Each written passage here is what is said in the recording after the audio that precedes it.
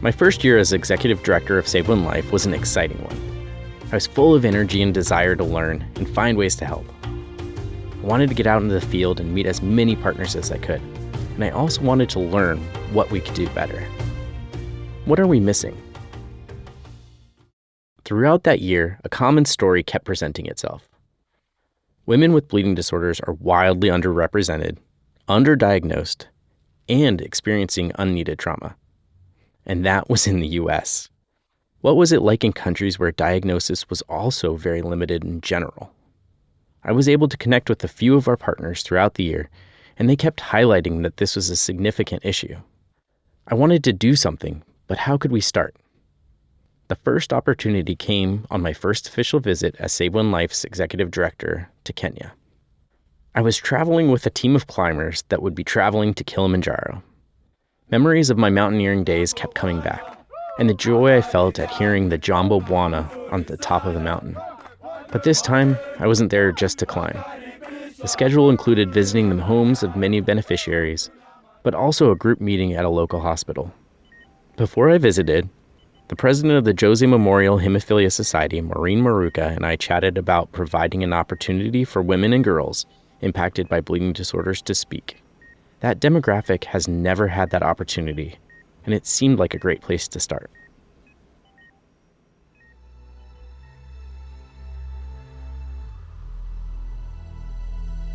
My name is Chris Bombardier, and I'm a mountaineer with hemophilia. From 2011 to 2018, I successfully climbed the 7 summits, the tallest mountain on each of the 7 continents. But when that journey was over, I realized my next adventure was just beginning. I soon began my advocacy work with Save One Life to bring help, compassion, and resources to the bleeding disorder community around the world. And most importantly, learn from them about the challenges they face and what we can do to educate and help. Global healthcare is full of its own peaks and valleys. And if there's anything I learned climbing the 7 summits, it's that there's always another mountain to climb. This is the final summit, Season 2, The World After the Mountains.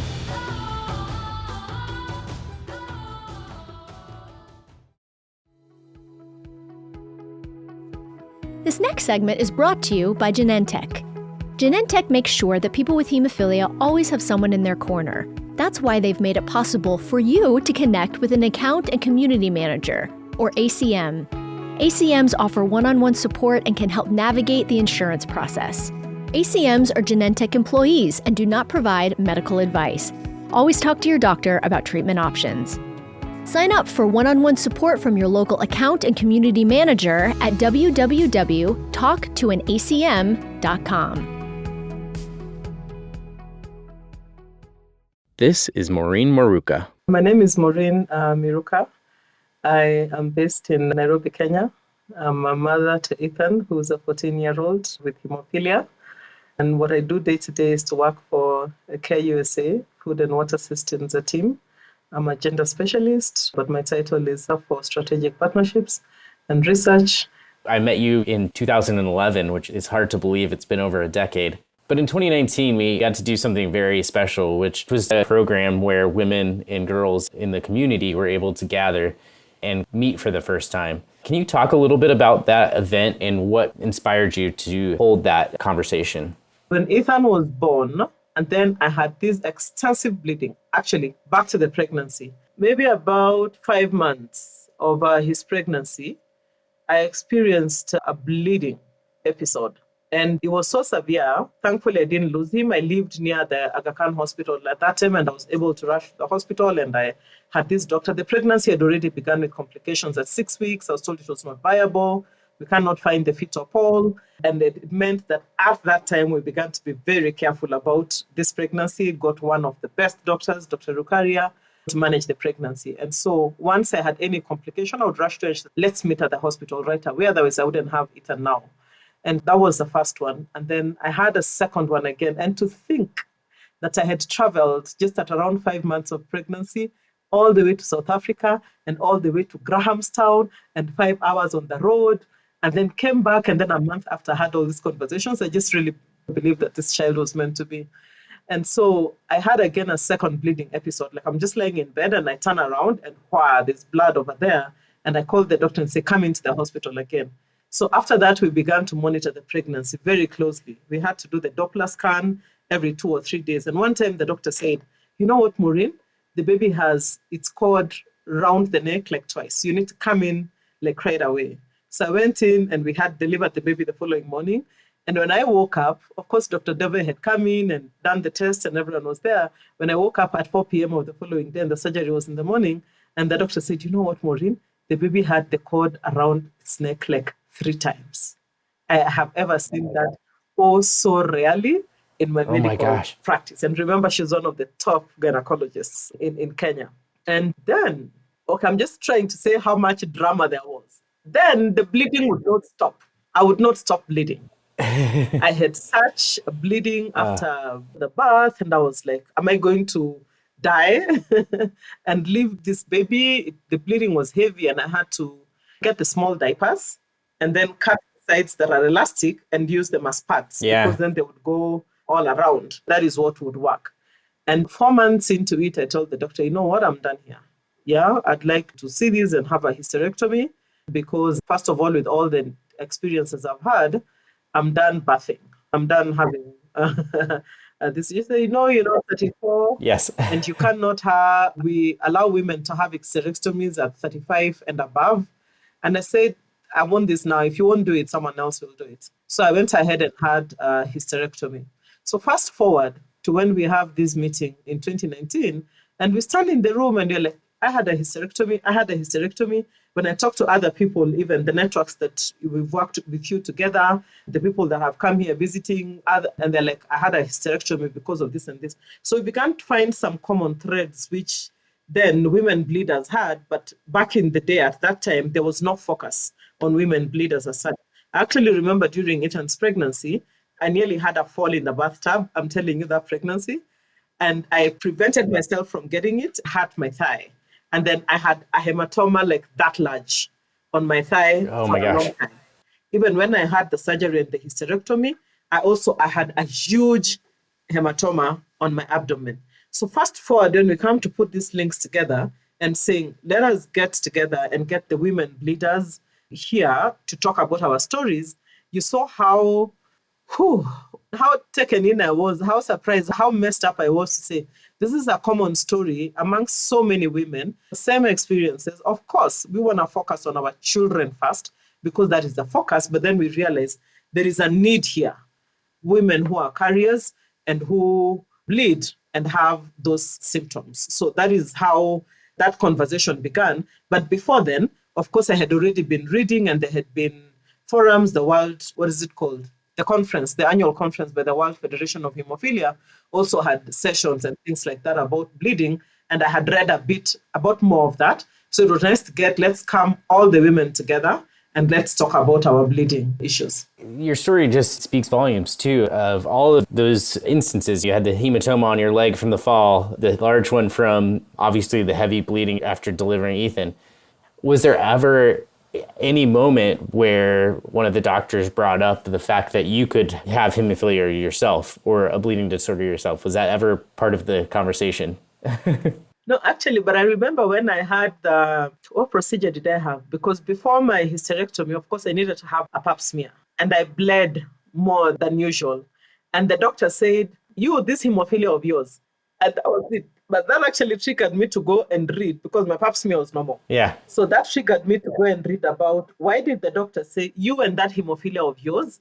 And I bled a lot more from just a small procedure, because then they had to pack and make sure that I wasn't bleeding anymore just from doing a pap smear. So that was the closest I came to a doctor saying, you know what, you're a hemophilia carrier, and therefore that hemophilia of yours. I'm sure he said it as a gyna, maybe a hematologist. I don't know if they would have taken it further. But I think in our context, what would they have done anyway? I'm sure you hear stories too of so many of the women that I talk to actually ultimately diagnosed themselves. They did their own research and then brought the idea to a doctor who maybe officially diagnosed them, but it was only because they had the educational skills, the time, the money to put in a lot of effort to kind of be their own sort of health detective, and that obviously shouldn't have to happen. Author and journalist Maya Dusenbury. My name is Maya Duesenberry. I'm a journalist and author of the book Doing Harm, the truth about how bad medicine and lazy science leave women dismissed, misdiagnosed, and sick.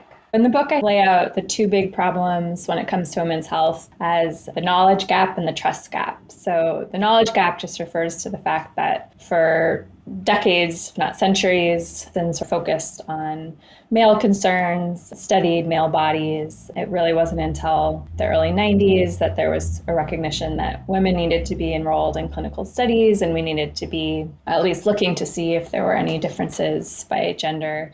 And also the knowledge gap is about the fact that a lot of conditions that disproportionately impact women have been neglected entirely and receive very little research funding and sort of attention in medical schools. And then the trust gap refers to the kind of tendency that so many women come up against where healthcare providers really dismiss or normalize and especially psychologize their complaints. So in the absence of a ready explanation for what's going on, there's a tendency to say, well, you're just being this hysterical woman. In the book, I really trace this history, which I also found really fascinating, of this concept of hysteria that has been this sort of catch-all diagnostic category that women's mysterious symptoms have been blamed on for decades, and how that sort of concept of psychosomatic illness is really still alive and well, and I think is a big reason why women so often do find their symptoms dismissed in that kind of particular way.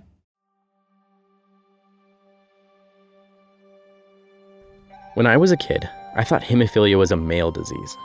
It's what we were told, and I had no reason to disbelieve it. I was told as much by the doctors in my life, and they were told by their medical genetic textbooks. Females can carry it, but what's important is that they pass it on to the man. I remember seeing one book that even said, "This is how males get hemophilia." I never questioned it, because I was dealing with my own trials.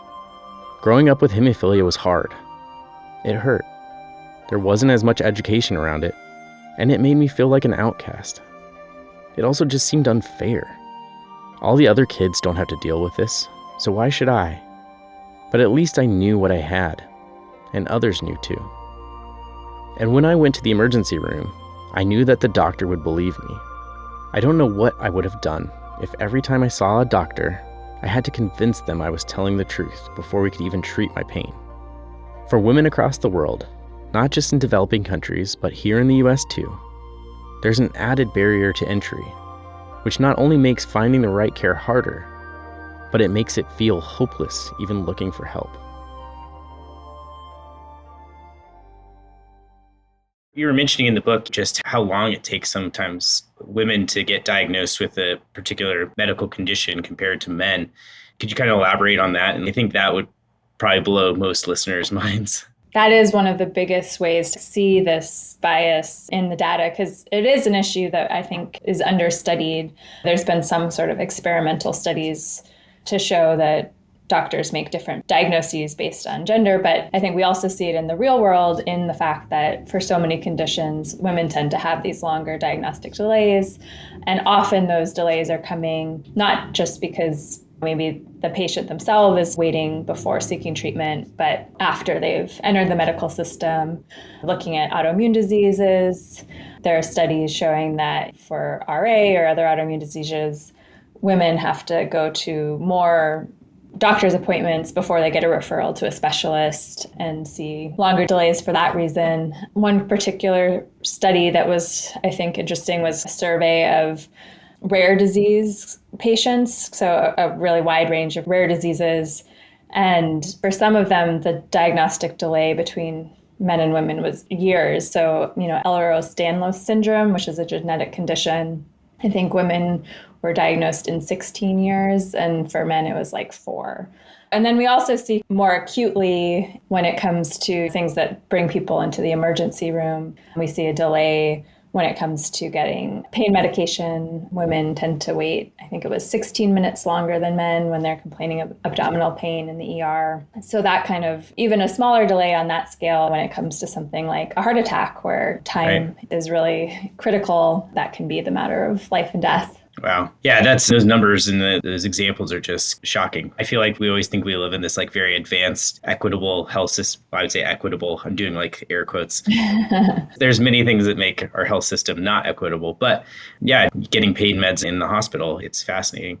Yeah, one of the statistics in your book that blew my mind, because in our bleeding disorder community, we're very familiar with like clinical trials and things like that. But the fact that women that could become pregnant weren't even allowed in clinical trials until I think it was the 90s I was just shocked. So it obviously biases all studies towards men, which was incredibly fascinating to hear. Yeah, that was surprising to me too. I think there were various reasons for that exclusion. Partly it was just a lack of knowledge that it really might matter, that researchers argued, well, women and men are basically comparable except for their reproductive systems, so we can just study men, extrapolate results to women. But then simultaneously, they made the argument that the reason we can't include women in our studies is that these varying hormonal cycles will really complicate the results, these are just two totally at odds excuses where it's like either women matter because they're different enough that they might affect the results, in which case we should certainly be including them and studying them, or it doesn't matter, but you can't really have it both ways. And then the third reason, as you point out, is that this fear of sort of potential harm to these potential fetuses in case women Right. became pregnant during the trial, even if they weren't at risk for that at all. It's just, yeah, it really shows how women's health was put secondary to the health of a hypothetical fetus. Once again, Maureen Maruka. But back in the day, at that time, there was no focus on women bleeders as such. I actually remember during Ethan's pregnancy, I nearly had a fall in the bathtub. I'm telling you, that pregnancy. And I prevented myself from getting it, hurt my thigh. And then I had a hematoma like that large on my thigh for a long time. Oh my gosh. Even when I had the surgery and the hysterectomy, I had a huge hematoma on my abdomen. So fast forward, when we come to put these links together and saying, let us get together and get the women bleeders here to talk about our stories, you saw how taken in I was, how surprised, how messed up I was to say, this is a common story amongst so many women, the same experiences. Of course, we want to focus on our children first because that is the focus, but then we realize there is a need here. I think it's just a really interesting global kind of phenomenon where women aren't getting triaged the same way for their symptoms as men. And it sounds like similar in Kenya as well. Yes. So go ahead. I'm saying, and that's still the same. Like after we had that meeting and that program and that recognition, and we do now have a WhatsApp group on women bleeders, and we have conversation and then change and share stories and then support one another. We are still at that point as where people cannot actually get diagnosed. We don't have the testing facilities to test women bleeders and carriers and just take any other work going forward. Take it aside of the social support and the recognition that women bleed, and therefore this is what you can do in the meantime to help. We don't have any advanced programs going on as we have like for direct hemophilia. Do you think that's like a pushback on the fact that a lot of healthcare providers still see hemophilia as a male disease or a male disorder and like women can't be impacted, or is it more just a limitation of the capacity for testing in Kenya? I think it's more of a limitation because they already have not even figured out how to get all the people with hemophilia. And we have not figured out how to get them all together before we can begin to address the women's issues. We've made great strides with regards to hemophilia care, both at the society and at Kenyatta and other branches around the country. But I think the next conversation now is about how to work with women bleeders, because that also helps with diagnosis, of hemophilic. So I just really think I know for sure it's the capacity. Once again, Maya Dusenberry. There are studies showing when it comes to children, when girls complain of pain, they're more likely to be dismissed, and boys' pain is taken more seriously, which surely has to do in part with these stereotypes that really we start believing in at a young age, that men are supposed to be more stoic and women are permitted the ability to be more emotional when it comes to pain. And so that leads to this kind of tendency to, when boys or men report pain, there's sort of an assumption that they must really mean it because they're reluctant to do that to begin with. Each experience is individual. One of the things that made me feel very sad, and I've never forgotten that, is this lady who stood up and said, I faced castigation from my own family for having all of that bleeding, both from my in-laws and from my family. Even my own sisters would not support me in this condition. So I had to move away from home, go into this other place and try and sell cereals just to make do with my son. That demonstrated a lot of what goes on. So first of all, with stigma, and because it runs in families, you'll find people saying, do not marry from that family because their children get sick. Do not marry from that family because the women tend to bleed like too much, isn't it? And then you don't have the facilities that you need to be able to stem the bleeding. What that also led to is that this lady who came in and gave this story about her being castigated both by her own family and her in-laws, and her son had done high school and she was not able to take him to college, of course. I had to say, can I meet your son? And they came to my house. And that boy, when you see him on Facebook, he calls me mom, and then we're friends. To say, how can we turn this situation around from the mother's situation and to the son's situation? And that story has replicated itself a few times in the families that we have dealt with, in saying that the women are they are the carriers, of this gene with hemophilia. They are the ones that bear the boys with hemophilia, and how this is how the condition is impacting them. And so it is a whole package. We need to be dealing with the mothers and we need to be dealing with the boys. And that is how come now we have begun programs that are specific to even the mothers, looking at women getting grants because they bear the inordinate, the heavier burden of taking care of the boys with hemophilia.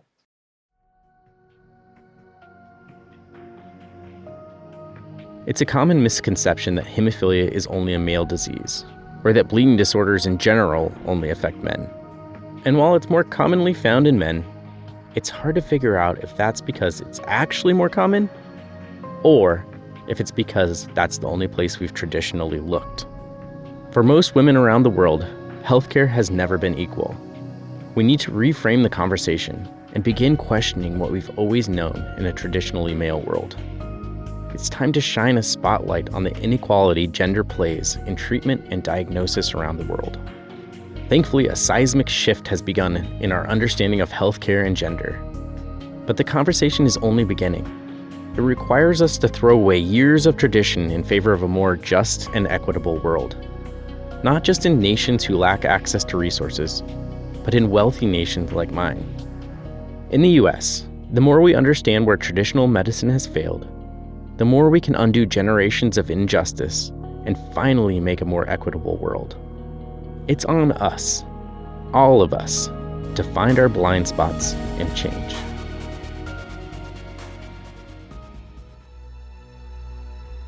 Next week, we'll head to India to discuss the importance of advocacy and the importance of factor.